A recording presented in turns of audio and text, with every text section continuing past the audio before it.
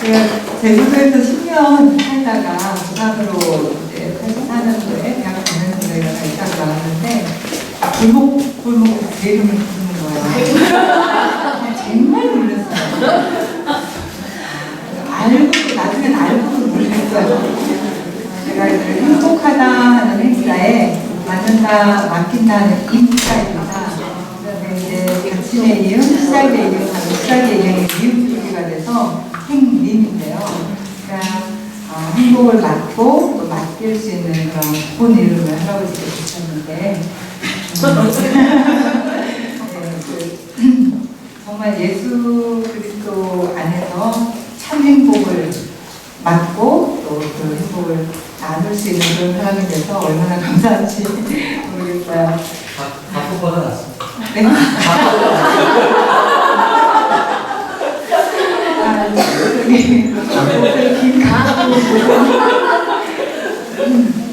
저희 어머니 성함은 진짜 부자 잔자세요.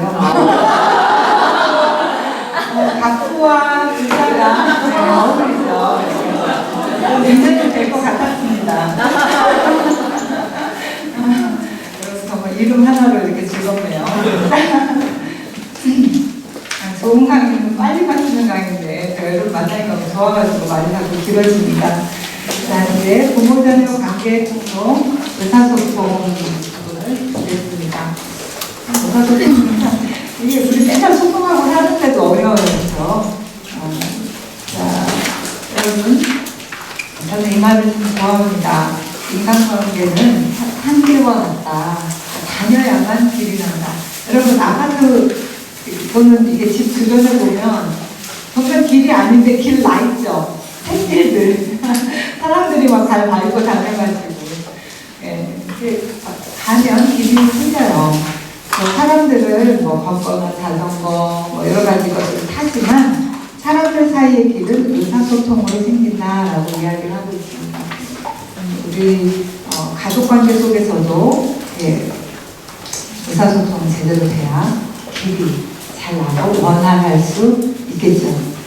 근데 이제 부모자녀 대화 관련해서 여러 가지 자료를 찾아봤을 때 이 이상교육에서 2021년도에 조사를 했는데 초등학부모를 대상입니다.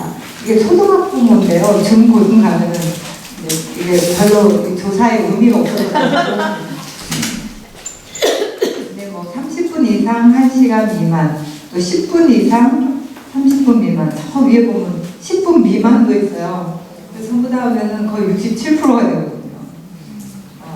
참 이렇게 우리가 대화하는 시간이 짧구나 하는 생각을 할 수 있어요. 그리고 대화하는 대상은 어떠냐, 대화를 누가 주도하느냐, 주로 엄마가.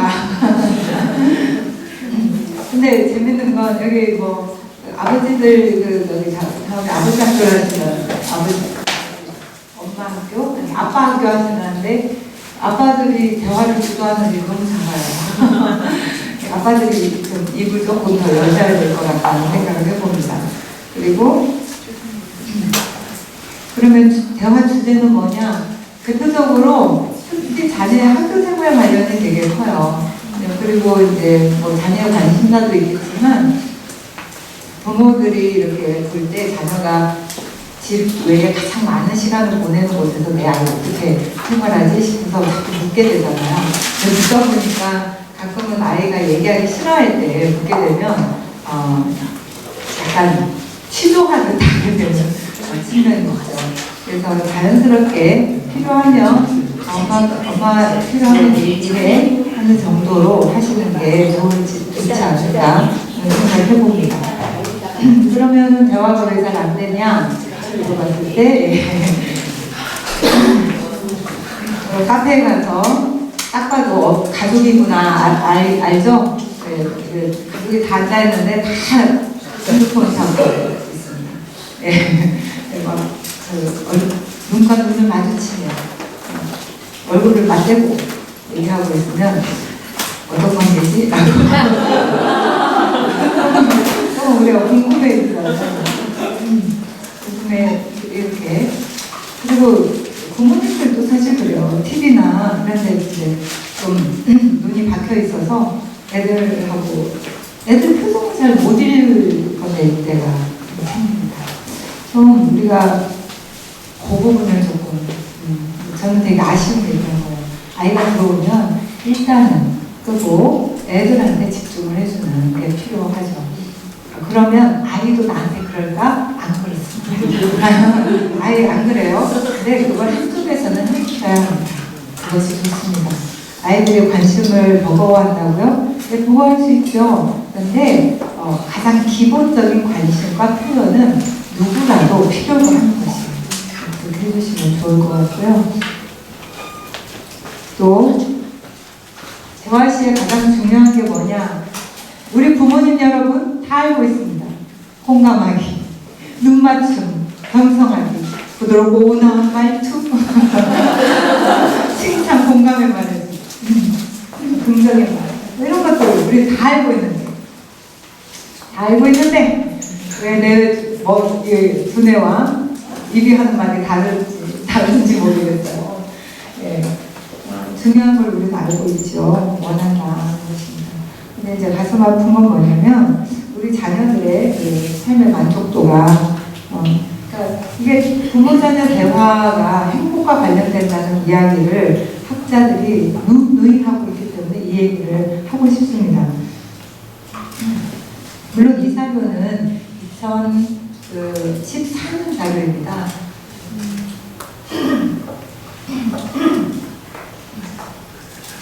이제 OECD 국가들이 해마다 약간 그 국가 수가 조금씩 달라지는데요. 18년 같은 경우에 22개국인가 그랬는데 그때도 비슷했어요. 66 정도 대동소이합니다. 만족도가. 지금 OECD 여러 나라들과 비교했을 때 상당히 떨어지는 아이들의 삶의 만족도가 떨어져요. 근데 그러면 우리나라 학생들의 하루는 어떻게 되는가? 지금 보세요. 학원 숙제, 학교 밖에서 학교 밖 공부에 거의 대부분. 가족과 함께 보낸 시간이 13분. 이게 이제 초중고교생 571명이거든요. 그러니까 그래서 초등학생은 조금 아까 수치가 조금 그래도 양호했는데 이게 평균이니까 저 13분도 안 되는 가정이 많다는 것이죠. 또 그 이상도 있지만 그래서 상당히 휴대폰 사용 시간하고 비교해봐도 상당 부분 이게 이제 굉장히 요즘 우리 가정에 대해서 염려가 많기 때문에 이런 부분을 많이 따져보면 이렇습니다. 그리고 여러분 혹시 매일 저녁 식사 같이 하시는 가정이 있으실까요? 우린 그래도 매일 식사. 네. 이게 이렇게까지 잘하고 계시고요. 제가 일산에 있는 교회에 이렇게 강의를 하러 갔을 때 거기가 우리나라 3대 학원가라는 걸 그때 알았어요. 눈길이 닿는 곳에서 닿는 곳까지 어느 한 건물 빠짐없이 목사님 말로 1km 정도라고 했는데 양편으로 다 학원가입니다. 거기에 그러니까 섞여 있어요. 간혹 문구류 파는 가게가 있고 또 간혹 한 2건물, 3건물 중에 하나는 학습 클리닉하고 상담실이 애들의 이제 마음이 힘드니까 상담소가 같이 이렇게 있고 또 편의점들이 많아요. 지금 다 편의점에서 여러분 제가 작년에 한 4일 정도를 집중 수업을 하러 서울에 있었습니다. 그러면서 제가 처음으로 편의점에서 이렇게 뭘 사다가 먹어봤는데 저는 좋았습니다. 며칠이었고요. 신세계 아이들, 젊은 아이들, 어린 아이들을 좀 경험해보는 시간이었는데 글쎄요, 그걸로 다 될까 걱정이 좀 되기도 했어요. 여러분 저녁 식사하는 청소년 얼마나 되는가? 9세에서 24세 청소년 대상이었는데 2014년에 비해서 2017년 27%로 감소, 10.5%나 감소합니다. 자꾸만 가족이 함께 여기 지금 저녁 식사를 같이 하느냐가 왜 이걸 왜 따져볼까요? 그 시간에 대화하는 거예요. 하루의 대화. 그렇지 않습니까? 그래서 그 아침 식사는 모르겠고요. 다들 출근 시간이 다를 수 있고 등하교 시간 다를 수 있어서 웬만하면은 좀 저녁 식사하면서 하루의 이야기를 좀 나누는 노력을 해보심도 어떠할까 생각합니다. 그럼에도 불구하고 여러분 평소 행복을 느끼는 장소에 대해서 아이들이 뭐라고 응답하게요? 우리 아이들은 행복을 집에서 느껴요. 물론 친구랑도 학교도 다 좋죠. 근데 아이들은 집이 행복하답니다. 조금 더 행복한 집으로 만들어 볼까요? 그렇게 되기 위해서 우리는 관계의 통로가 되는 사소통이 좀 좋아야 되겠습니다. OECD 어린이 행복지수, OECD 국가 22개국 중에서 22, 초등학교 4에서 6학년 행복지수가 자꾸 낮아져서 문제인데 한 연구가 있었는데요. 아동이 행복을 위해 뭐가 있어야 돼? 라고 답을 했는데 거기에 돈, 성적 향상, 자격증 이런 물질적 가치 여기에 제일 높은 대답이에요. 이게 2021년 자료입니다. 네, 관계적 가치, 가족이랑 친구, 개인적 가치, 건강, 자유, 정도. 그런데 여러분 아이들의 행복감에 영향을 주는 가치가 어딘지 아시겠죠? 관계적 가치에 초점 두는 아이들이 행복지수가 높다고 밝혀지고 있어요. 네, 여러분 이게 2021년인데 2009년 대비했을 때 이 관계적 가치가 10.8%나 감소한 거예요. 그러니까 2009년에는 이 관계적 가치에 더 많은 그 가치로움을 뒀다는 거죠, 아이들이. 그러면 물질적 가치는 9.5% 2009년 대비 증가해야 되는데 그러면 이 아이들이 이렇게 이야기하는 바탕에 이 아이들이 그냥 이렇게 되었는가? 돈이 중요하지, 성취가 중요하지, 좋은 학교 들어가야지, 좋은 회사를 갈 수 있고 그래야 돈을 많이 벌 수 있고 평안한 인생을 살 수 있겠다. 네, 여러분 편안과 평안은 다른데 말이죠. 예, 이게 전부 우리의 대화 속에서 아이들과의 삶 속에서 우리가 보여준 이런 영향력이 녹아나는 측면이 분명히 있어요. 물론 부모들만은 아닙니다. 요즘에 문화 속에 담겨진 가치가 또 우리 아이들한테 범람을 하죠. 저희 조카 한 녀석도 여기 그 약대를 갔는데 저한테 맨날 그래요. 이모, 나 돈 많이 벌 거요. 많이 벌어서 뭐 할 건데? 멋지게 살아야죠. 뭐가 멋진 거야? 승차감보다는 하차감을 누릴 수 있는 차를 살 거고요. 하차감이 뭐냐? 그랬더니 내렸을 때 사람들이 다 쳐다보면서 하차감.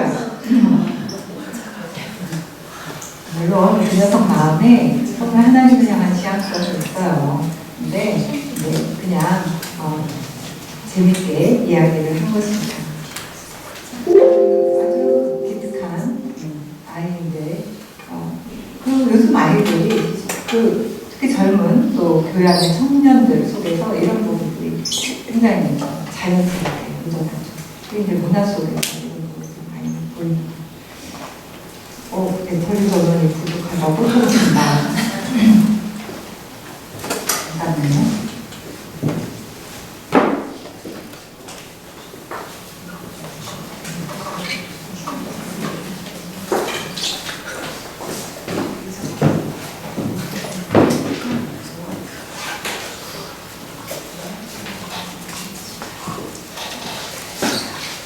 그래서 그런지 아이들 그 정신건강 상태도 보면 좀 걱정스럽습니다.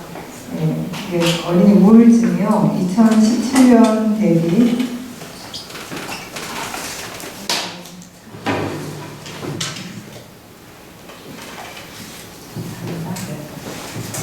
2017년 대비 2020년 4년 사이에 49.8%가 증가했어요. 근데 전 연령대를 따지면 23.2%, 우리 사회가 자꾸 우울증 지수가, 그리고 요즘은 또 이렇게 쉽게 병원들을 가서 진단율이 높아지는 건 사실입니다만은, 이게 보시면은 2배 이상이에요. 아이들 중에서. 아이들이 굉장히, 아이들의 상태가. 그래서 제가 한 논문을 보았습니다. 부모와 자녀 의사소통이 청소년의 행복감에 미치는 영향에 대한 거였어요. 근데 이제 이 논문의 결론이 뭐였냐면, 대화 방식이 딸에게는 중요하대요. 딸은 대화 방식. 근데 아들은, 저는 아들이 대화 방식인 줄 알았어요. 근데 아들이 대화 양이래요. 뭐지? 신기하죠? 우리 좀 의외, 지금 청소년인데, 여학생들 같은 경우에는 부모와의 개방적인 대화, 그러니까 개방적인 대화라는 거예요. 개방적인 대화가, 즉 자유롭게 자신의 의견을 마음껏 얘기할 수 있는 대화가 행복감을 높인다라는 것입니다. 나는 부모님께 거의 거짓말하지 않고 솔직하게 내 이야기할 수 있어, 이런 거죠. 내 생각 부모님한테 얘기할 수 있어. 의견이 달라도 또 내 감정이나 느낌을 솔직하게 얘기할 수 있는 것. 부모님이 의견이 달라도 잘 들어주신다, 뭐 이런 것들입니다. 그래서 또 의견을 물어보시기도 하고, 이게 딸들에게 중요하다는 거예요. 그럼 거꾸로 뭐겠어요? 개방적인 대화의 반대는 폐쇄적인 거죠. 폐쇄적인 대화는 여학생의 행복감을 낮춘다는 거예요.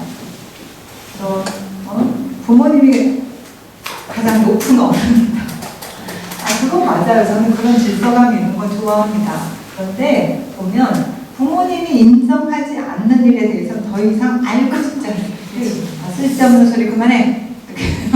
알고 싶어 하지 않고, 또 결론도 부모님을 확 내려버리고, 부모님 생각이 다르면 가끔 화도 내시고, 또 내가 이렇게 정했으니까 9시까지 통금이야 이렇게 정해버리는 규칙을, 이런 게 여학생으로 하여금 행복감을 떨어뜨린다.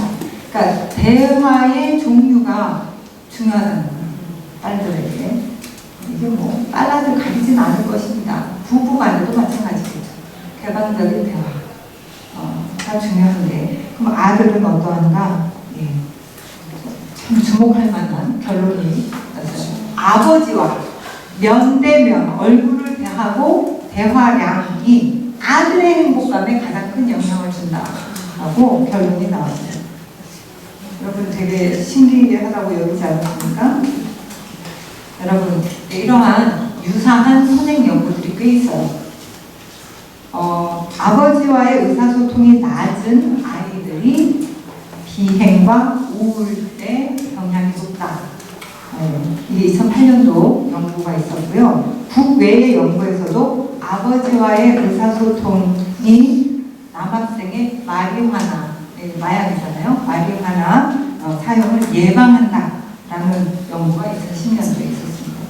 그러니까 이렇게 아버지와의 의사소통, 그것도 면대면으로 대화를 얼마큼 하느냐가 아들의 행복감을, 이거 아닌 것 같은데 대화하자면 도망가는 것 같아도, 그래서 어떤 기회를 만들어서 같이 길 가면서 두런두런 얘기하고, 애가 좋아하는 31가지 맛의 아이스크림 하나 사주고 같이 먹으면서 얘기하고. 저희 애들은 그랬어요. 길거리 음식 꽤 먹지 말라고 아빠 꼬셔가지고 서로 눈 마주치고 나가가지고 뭐 떡볶이 사들고 다니면서 얘기하고, 그 얘기를 그렇게 많이 하는 거예요. 그래서 참 좋았다고. 그래서 그랬구나 그랬어요. 네. 저희 둘째 아이 고3인데요. 네. 대화 양을 늘리려다가 네. 제가 목숨에 위협을 주고 걸면 갈수록 네. 위협을 당해요. 대화 양을 높이는데 굉장히 난감하고. 되셨어요. 아버님.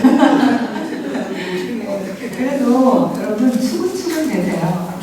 네, 그래서 계속 추근추근 되는 거죠. 질척. 추근추근. 아이들이 압니다. 화를 내면서도 안에 있어요. 그래서 참 이런 연구가 좀 눈에 띄어서 여러분 한번 나눠보고 싶었습니다. 여러분 또 하나의 연구를 찾아봤는데 부모 자녀 간 의사소통이 자녀의 행복, 특히 요즘에 문제가 되는 게임 과몰입이죠. 게임 과몰입, 또 인터넷 문제 행동에 이르는 경로를 분석한 연구입니다. 2020년 연구인데요. 자녀가 자각한 부모와의 의사소통이 자녀의 행복에 영향을 미친다는 거예요. 즉 내가 여기서는 자각한이에요. 나는 엄마 아빠랑 좀 대화가 잘 통하지 라고 느끼는 아이는 스스로 행복하다 느낀다는 거예요. 맞아, 꼰대랑 말이 안 통해 이러면 행복도 더 낫다 하는 것입니다. 예. 그리고 게임 과몰입은 당연히 맞춘다 하는 것입니다. 제가 아까 그 일상교회 갔었다 했는데 그때 다뤘던 주제가 중독이었어요. 여러분 중독을 다룰 때 표처럼 나오는 말이 뭔지 아십니까? 행복한 아이는 중독되지 않는다라고 하는 거예요. 이게 가짜 행복을 찾는 거예요. 가짜 행복. 그래서 진짜 행복하면 중독되지 않는다는 거예요. 진짜 행복이 있으니까. 게임을 해도 적당히 하는 거예요. 그냥 친구들하고 뭐 즐겁게 할 만큼 하고. 근데 여러분 퇴근하고 돌아와서 남편이 지금 신혼인데 자기 방에 들어가서 3시간씩 게임하고 나옵니다. 그래서 이 아내가 와서 물었어요. 제가 아이를 가져야 될지 말아야 될지 심각하게 고민된다고. 고민될 만하죠. 방에 아예 이렇게 룸을 만들어 놓고 안에 들어가요. 참 어렵습니다. 여러분 진짜 행복한 사람은 그러니까 자녀가 행복해져서 게임 과몰입이 줄어든다. 이건 원리상 너무나 맞는 이야기예요. 근데 저 행복을 높이는 게 뭐라고요? 부모자녀 대화예요. 근데 세련되지 않아도 되니까 아까 목숨의 위협을 좀 느끼셔서 수근수근 그래서 자녀가 부모와 의사소통이 잘 된다고 생각할수록 행복감은 증가해요. 행복할수록 게임 과몰입, 인터넷 문제 행동 줄어든다 하는 것입니다. 자, 여러분 아이가 학교만 들어가도 부모의 역할이 뭔지 아십니까?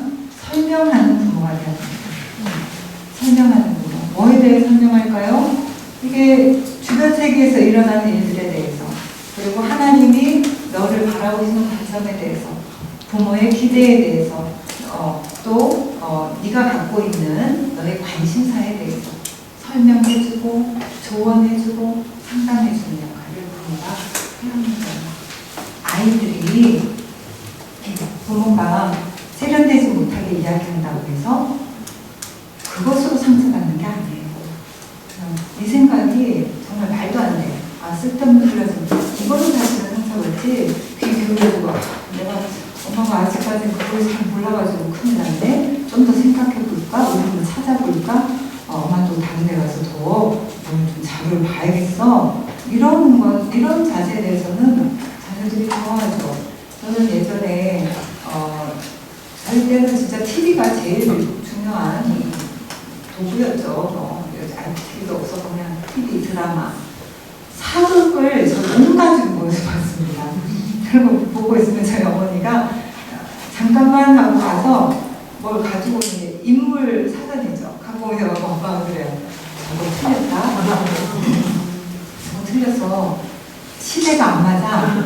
그리고 순서가 바뀌었어. 그리고 저 사람은 저렇게 좋은 사람이 아니야. 여기에는 이런 일을 했었대. 그래서 저희는 그런 엄마가 너무 근사해 보였어요. 저희 어머니는 신불자 국졸이시거든요. 국민학교만 나오셨는데 정말 그 자세가 너무 좋지 않으십니까? 그 사전을 늘 재밌게 보시는 거예요. 사전이 왜 재밌을까? 라고 생각을 했는데 가끔 그렇게 저희들에게 말씀하셨습니다.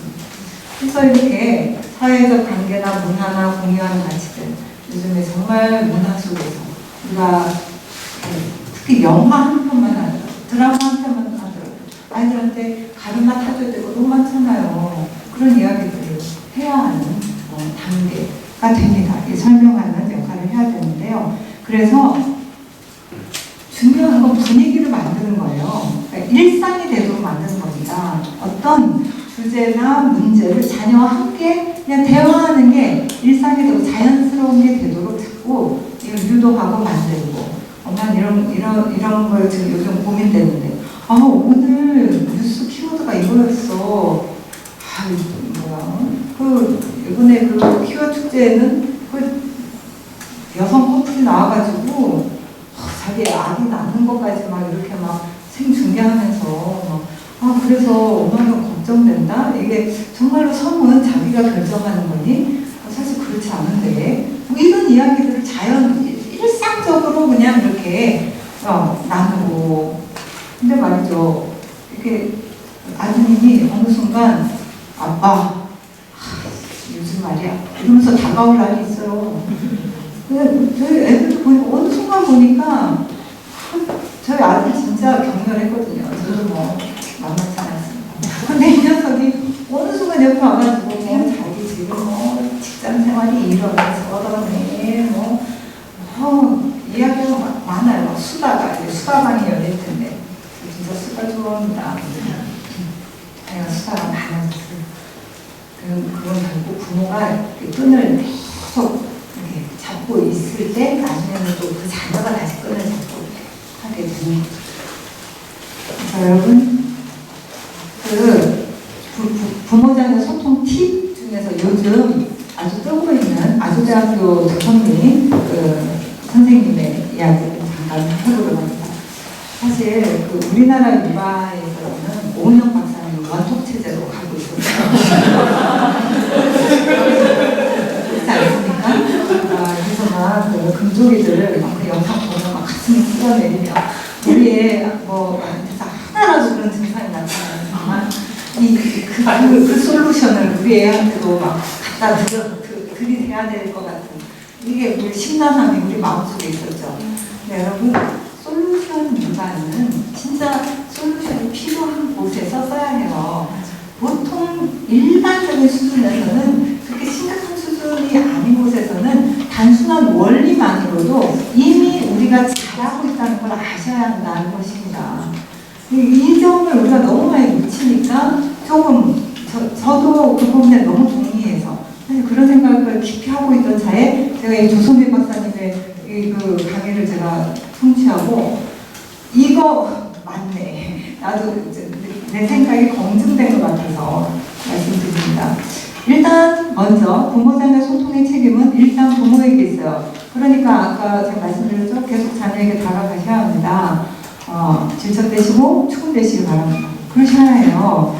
그래서 아이가 부모와 소통하는 것을 그냥 즐겁게 여긴다, 어느 정도 자연스럽게 여긴다 그러면 이미 좋은 소통하고 있어요. 그리고 웬만하면 아이가 지지배배 하고 옆에서 얘기하면 그냥 들어주시면 됩니다.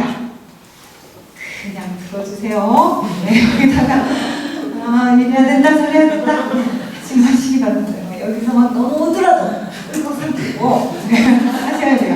네. 노파심이 작동을 해요. 이렇게 그냥 말하도록 들어주시는 거 중요합니다. 이제 말이죠. 여러분 아이들이 알아요. 사람들이 있을 때 이제 엄마한테 원하는 걸 얻어내려고도 하고 평상시에 이렇게 하지 않아야 되는 행동을 이렇게 선을 넘어버리는 그런 일들을 하죠.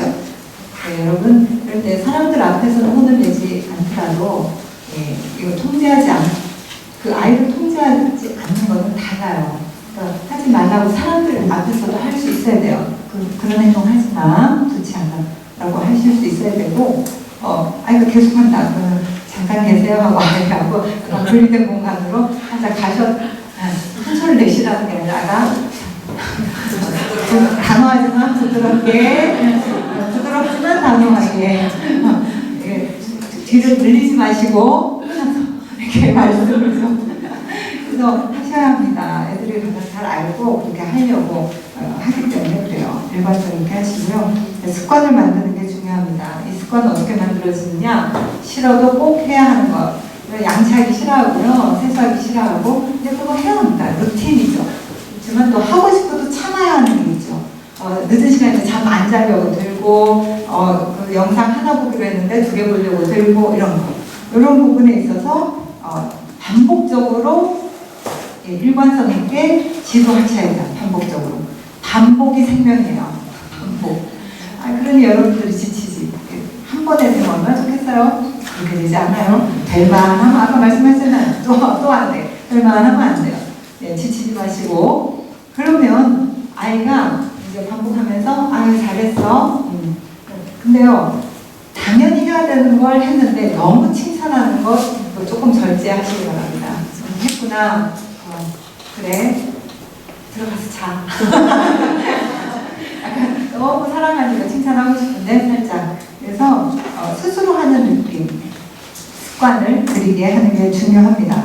네, 더 제가 하고 싶은 말은 부모가 확실한 주도권을 쥐고 양육하라는 거예요. 여러분 설명하고 설득하는 건 더 커서 하시기 바랍니다. 어릴 때일수록 일단 지시하는 거예요. 책임질 수 있는 사람이 권위와 주도권을 가지고 이거 해야 해. 그냥 단호하게. 이거 할래? 아니에요. 옷 갈아입을까? 아니 옷 갈아입어라? 자연스럽게. 그건 당연히 해야 된다. 당연하게 얘기를 하시라는 거예요. 옷 갈아입어? 밥 먹어. 식당에서 밥 먹어? 그거 식당에서 밥 먹는다고 우리 애기 식당에서 밥 먹었어요? 아니야. 그냥 밥 먹었구나 하는 것이죠. 그러니까 설득하고 설명하는 건 나중에 하시라는 거예요. 당연히 할 거는 설명이 아니라 그냥 지시 하듯 하는 게 효과적입니다. 그래서 요즘에 과도한 마음 읽기가 오히려 문제다. 네. 특히 어린 자녀의 경우 말이죠. 어린 자녀. 여러분 고토만 박사님이 마음 읽기에 대해서 이야기해가지고 우리나라에 마음 읽기가 엄청 들어왔어요. 네. 감정 부침해가지고 그랬구나. 슬펐구나. 마음을 읽어주는 거 좋아요. 좋은데 그런데 반쪽만 들어온 거예요. 고토만 박사님이 마음은 읽어주되 행동은 통제하라 그랬거든요. 너 지금 잠자기 싫구나. 너 지금 요거트 과자 먹고 싶구나. 저희 손녀도 요거트 과자 동결건조 같은 거 진짜 제법 맛있더라고요. 이걸 엄청 눈 뜨자마자 요거트 과자 먹고 싶어요. 오늘 아침에도 제가 영상으로 볼 수 있거든요. 이게 카메라가 같이 캠이 설치돼서 지금 눈 뜨고 엄마가 딱 들어오니까 요거트 과자 먹고 싶어요. 그래요. 그랬더니 아이 예뻐 하더니 밥 먹고 어떻게 먹을 수 있다면 밥 먹고 하는 거예요. 그러니까 마음은 읽어주는 거예요. 근데 행동은 통제해야 되는 것입니다. 이거 해야 해. 훈육은요, 훈련입니다. 습관 들이는 거예요. 반복하는 것입니다. 그래서 반복을 통해서 사랑하는 데 필요한 행동을 익히게 해라 하는 것입니다.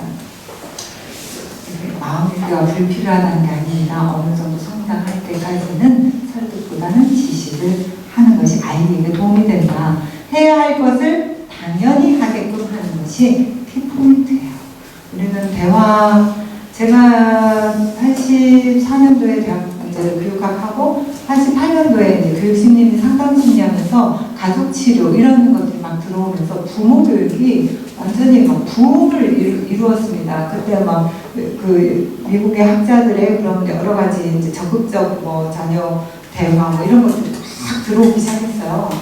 그렇게 했을 때 이게 기법들이 엄청 중요해졌죠. 이렇게 방법을 익혔습니다. 사실 방법보다 중요한 거는 그냥 원리고요.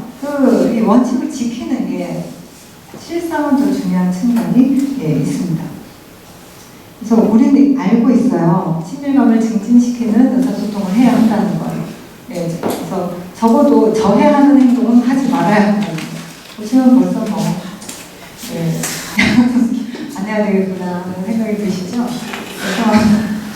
그래서 여러분 마음 아프실까봐 빨리빨리 지나가요. 일단 비난. 이게 이제 협박. 명령. 강력. 여러분 제발 부부 간에도 그렇고 1절만 하세요. 짧게 하시면 좋습니다. 짧게. 그리고 이거 하지 말아주세요. 순교자 같이. 너 때문에 내가 아프잖아. 엄마 아야해. 쓸데없는 죄책감을 줘요.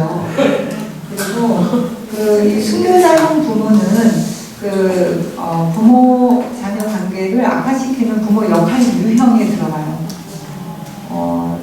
내가 너 때문에 너를 낳다 죽을 뻔했어. 그런 거. 그러면서 내가 너를 어떻게 키웠는데 이제 와서 엄마를 떠나서 저 멀리 저 먼 대학에 간다고? 결혼을 해서 엄마를 떠나겠다고? 여러분 자녀 양육의 목표가 뭔지 아십니까? 분리시키는 거고 독립시키는 거예요. 벌벌 날아가게 속 시원하게 떠나보내야지. 이건 정말 근데 그런 사례가 너무 많아요. 순교자 형부가. 그래서 이 죄책감을 그 아이들의 등을 후려치는 그런 회초리를 사용한다. 이런 표현이 나와야 되는 거 가슴 아프더라고요. 근데 우리도 가끔 왜 애들이 하도 말 안 들으면 내가 막 측은한 척 하고 싶잖아. 막 힘들어. 막 이렇게 말을 좀 잘 들으라는 뜻인데 아이 음적도 안 하니까 역효과예요. 역효과. 그냥 네. 그 여기에서 너는 왜 엄마를 힘들게 해? 라는 저거 말고 엄마의 감정을 표현해요. 너가 엄마 지지에 따라주지 않아서 엄마는 좀 속상하다 이렇게 얘기하는 거 있잖아요. 그것도 순교자처럼 얘기해요. 아니요. 대부분은 그렇지 않아요. 일상적으로 우리가 아이들한테 네가 이렇게 행동해서 동생이랑 싸워서 양보 안 해서 엄마 속상하다. 여러분 감정을 이야기해 주는 건 나쁜 게 아니에요. 잘하고 있습니다. 근데 이제 전반적으로 그 말의 이 흐름 속에서 우리가 그렇게 호소하듯 하는 경우들이 있어요. 그래서 정말 도대체 내가 얼마나 더 힘들었겠어. 엄마가 죽으면 말을 들을래? 청개구리. 김하성은 너도 울어라. 제가 그냥 하는 건 아니에요. 어디서 들은 말입니다. 엄마들이 너무 속상하니까 아이가 알아들었으면 좋겠어가지고 막 해대요. 근데 여러분 그거 애한테도 안 돼서 엄마한테도 안 돼요. 건의도 떨어지고 좋을 일이 하나도 없어요. 근데 감정을 이야기하는 건 괜찮아요. 자, 비교. 비교가 정말 빈정되는 거. 아무도 생각을 오방 때까지 안 하고 있어요. 그냥 차라리 일찍 자라. 이러세요. 왜 이렇게 긴장돼? 규정 듣고 너무 세상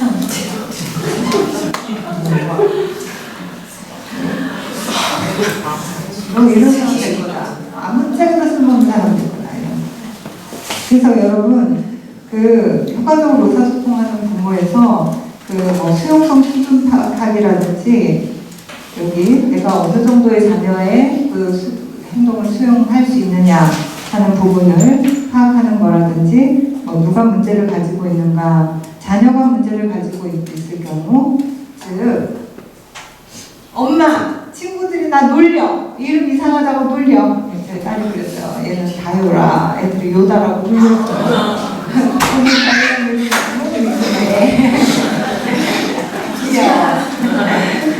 너무 이쁜데 그 당시에 스타워즈가 나오는 바람에 요다가 분명이네요.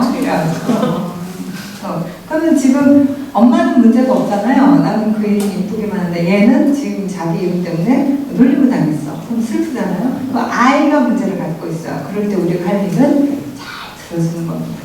들었는데 감정까지 들어주는 겁니다. 경청이고요. 부모가 문제를 가지고 있어요. 게임을 하고 있어요. 아이는 문제가 없어요. 근데 엄마가 문제가 있어요. 자식이 언제까지 할 거야? 내가 이걸 언제까지 봐주지? 부글부글 끓어요. 그럴 때는 NO! 하지 말고 엄마가 네가 계속 이렇게 숙제도 안 하고 이렇게 하고 있으니까 좀 걱정되고 사실 속상하기까지 좀 이렇게 내일부터 숙제부터 하고 게임을 하는 게 어떻겠어? 또는 게임을 이제 30분 정도 더 하면 마무리 될 수 있을까? 보통 마무리가 안 돼요. 혼자 하는 게임이 아니야. 같이 하거든. 그러면 그게 자기가 통제가 잘 안 되더라고요. 그래서 이번 판까지 그럼 어때? 뭐 이렇게 이번 판. 저도 많이 해봐가지고 하는 거예요.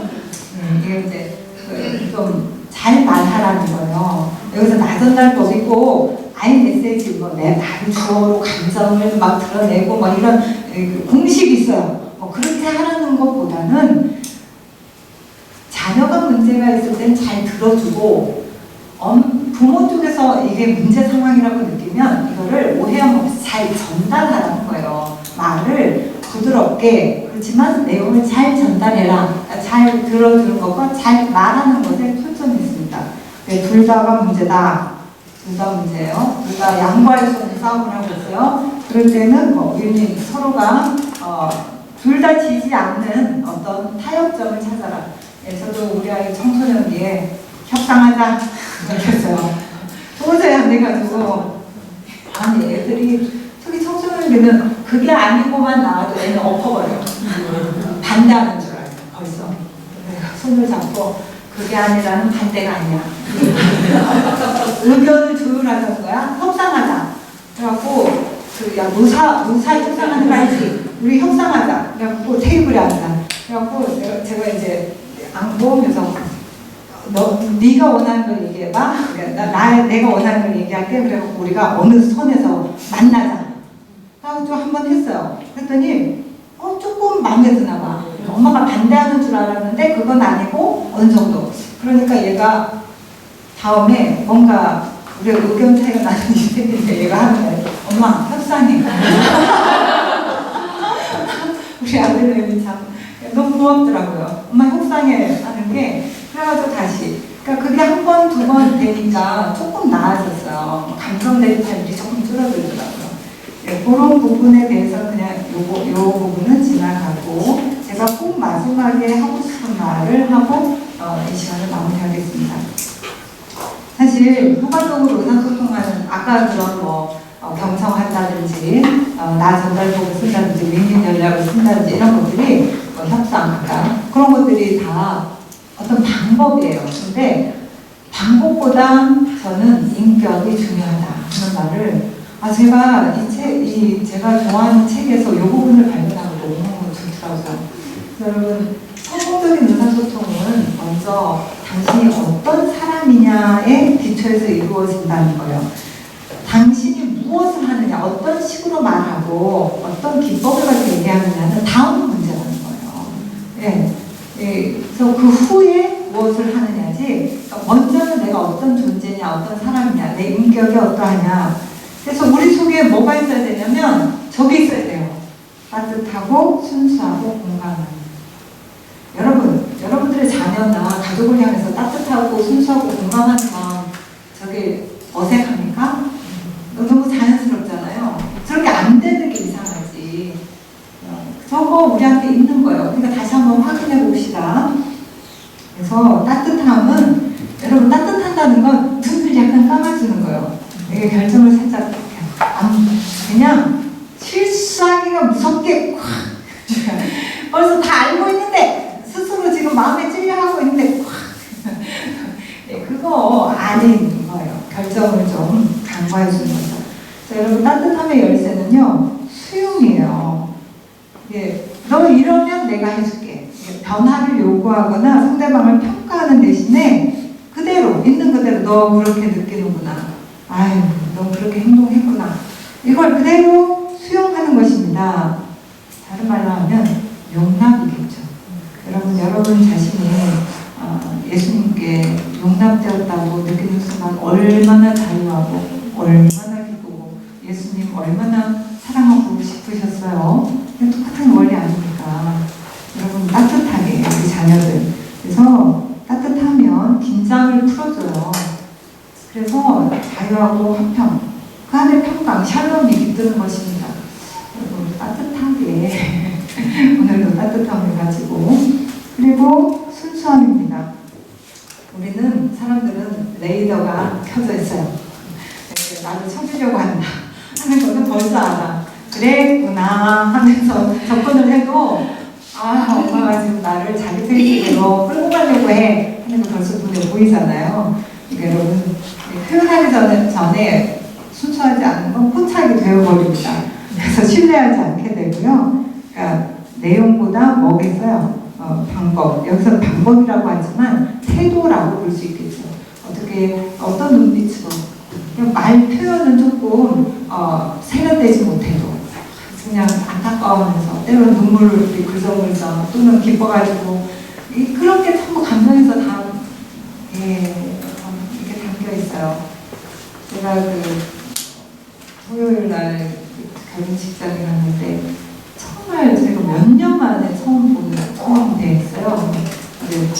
아들을 결혼시키셔가지고 어머니를 했는데 서로 보고 아무 말도 못하고 눈에서 눈물이 서로 그 느낌이라는 게 얼마나 좋든지 표현 안 해도 대충 다 돼버리잖아요. 그러니까 그게 순수한 우리 가정생활 속에서 이게 돼야 될 것 같습니다. 공감의 상대방의 관점에서 보는 거죠. 자녀가 어떻게 볼까 이 상황을 여러분 우리의 관점, 애들의 관점이라고 생각하시면 천만의 말씀, 만만의 행동, 경기도 오산입니다. 이렇게 하던데 달라요. 다르다는 것이죠. 그래서 여러분 근데 공감하려면 마음만 들어가는 게 아니에요. 동정심만 들어가는 게 아니라 이성이 작동해야 돼요. 분석적인 것도 같이 가야 됩니다. 그러려면 엄청 집중해야 되겠죠. 우리 아이들에게. 그래서 여러분 국가적인 의사소통은 따뜻하고 순수하고 공감적으로 우리 자녀들에게 대한다고 한다면 우리가 여러 기법이 많죠. 근데 그것보다 더 근본적인 부분이 여기 있다는 생각을 해봅니다.